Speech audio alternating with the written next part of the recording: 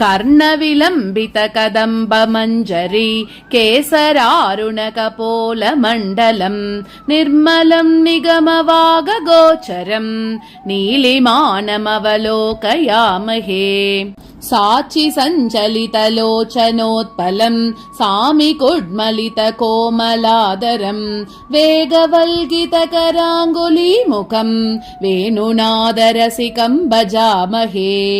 स्यन्दने गरुडमण्डितध्वजे कुण्डिनेशतनयाधिरोपिता केनचित् नवतमालपल्लव श्यामलेन पुरुषेण नीयते। मायातपान्ताः पतिभीमरत्याः दिगम्बरः कोऽपि तमालनीलः विन्यस्तहस्तोऽपि नितम्बबिम्बे दूतः समाकर्षति चित्तवित्तम्। अङ्गनामङ्गनामन्तरे माधवः माधवम् माधवम् चान्तरेणाङ्गनाम् इत्थमाकल्पिते मण्डले मध्यगः सञ्जगौ वेणुना देवकीनन्दनः। केकिकेकादृतानेकपङ्केरुह आलीनहंसावली हृद्यता हृद्यता कंसवंशाटवीदाहदावानलः सञ्जगौ वेणुना देवकीनन्दनः। क्वापि वीणाभिराराविना कम्पितः क्वापि वीणाभिरा किङ्किणीनर्तितः क्वापि वीणाभिरामान्तरम् गापितः सञ्जगौ वेणुना देवकीनन्दनः। चारुचन्द्रावलीलोचनै चुम्बितः गोपगोबृन्द गोपालिका वल्लभः वल्लवी बृन्द बृन्दारकः कामुकः सञ्जगौ वेणुना देवकीनन्दनः। मौलिमालामिलन्मत्तभृङ्गीलता भीतभीतप्रिया विभ्रमालिङ्गितः स्रस्तगोपीकुचाभोगसम्मेलितम् सञ्जगौ वेणुना देवकीनन्दनः।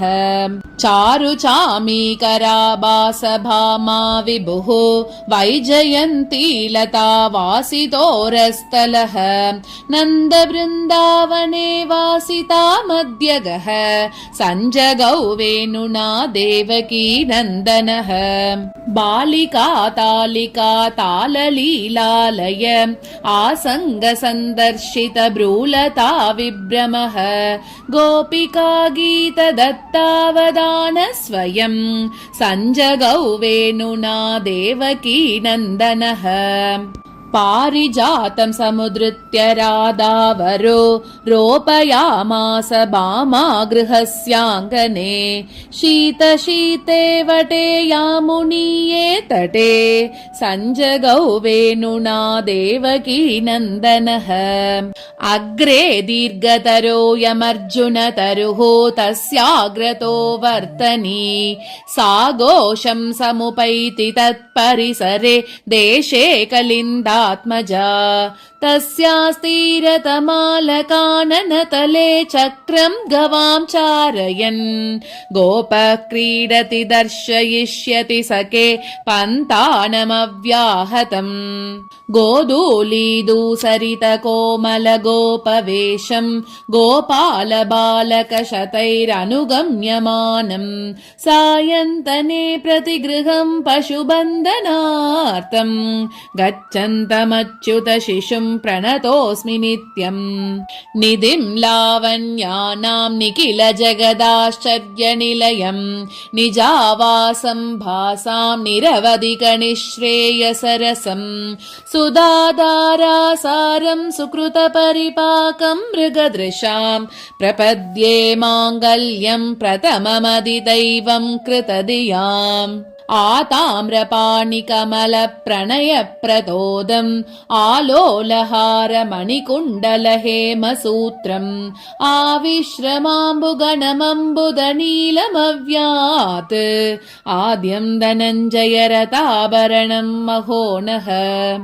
नखनियमितकण्डून् पाण्डवस्यन्दनाश्वान् अनुदिनमभिषिञ्चन् अञ्जलिस्तैः पयोभिः अवतु विततगात्रस्तोत्रनिश्च्यूतमौलिः दशनविद्रुतरश्मिः देवकी पुण्यराशिः व्रजयुवति सहाये यौवनोल्लासिकाये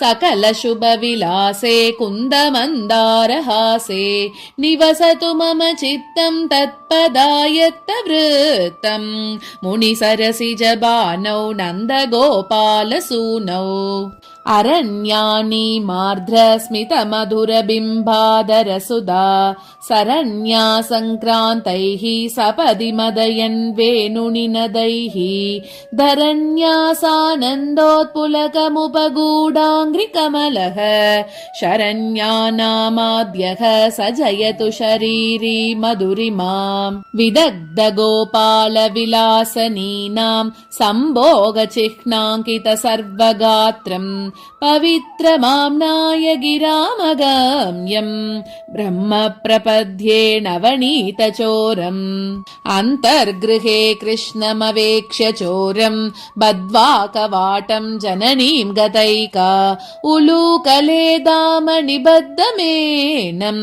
तत्रापि दृष्ट्वा स्तिमिता बभूव रत्नस्थले जानुचरः कुमारः सङ्क्रान्तमात्मीयमुखारविन्दम् आदातु कामस्तदलाभकेदात् विलोक्य दात्री वदनम् रुरोद आनन्देन यशोदया समदनं गोपाङ्गनाभिश्चिरम् साशङ्कम् बलविद्विषासकुसुमैः सिद्धैः पृथिव्याकुलम् शेषम् गोपकुमारकैः सकरुणम् पौरैर्जनैः सस्मितम् यो दृष्टः स पुनातु नो मुररिपु प्रोक्षिप्त गोवर्धनः उपासतामात्मविदः पुराणाः परं पुमांसं निहितं गुहायां वयं यशोदा शिशुबाललीला कथासुधा